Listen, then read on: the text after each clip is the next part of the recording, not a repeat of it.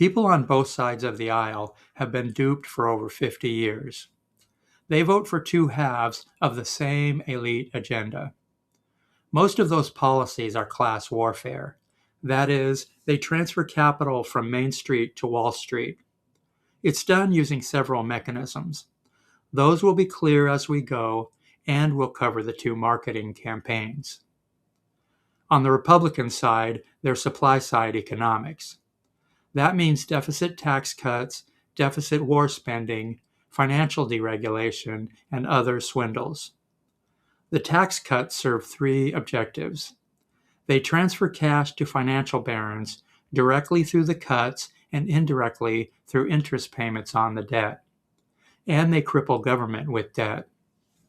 The war spending enriches financial barons through the profits of weapons contractors.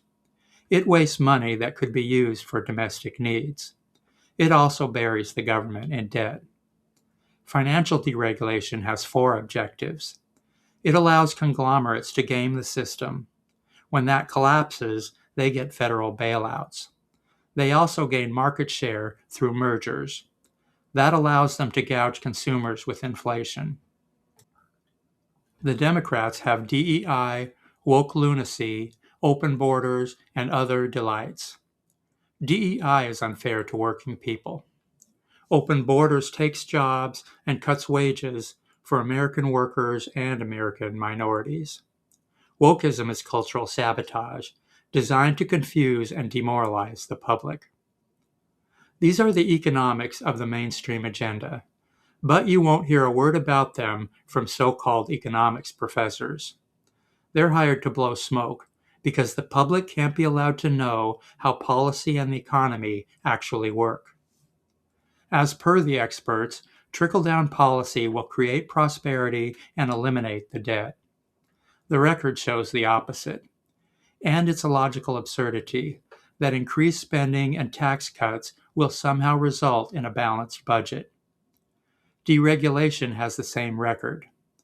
Luckily, celebrity pundits don't mention it. War spending has lost its cachet over the years. Now it's rationalized with demonstration wars, two of which are currently in progress. DEI, open borders, and wokeism are sold as human rights. They also have the opposite effect. The marketing for this train wreck is designed to exploit each group's psychological weaknesses. Conservatives are greedy and heartless. They cover this with fundamentalism. That ignores the basics of Scripture. For the record, those are kindness, fairness, and practicality.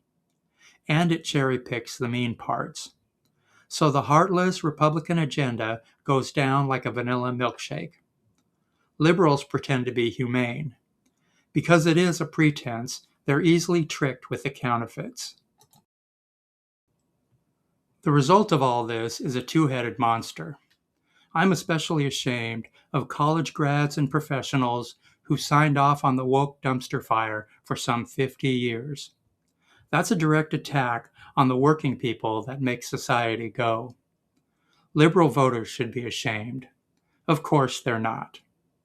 So there we have it, a cruel and disastrous elite agenda, unwittingly endorsed by voters on both sides.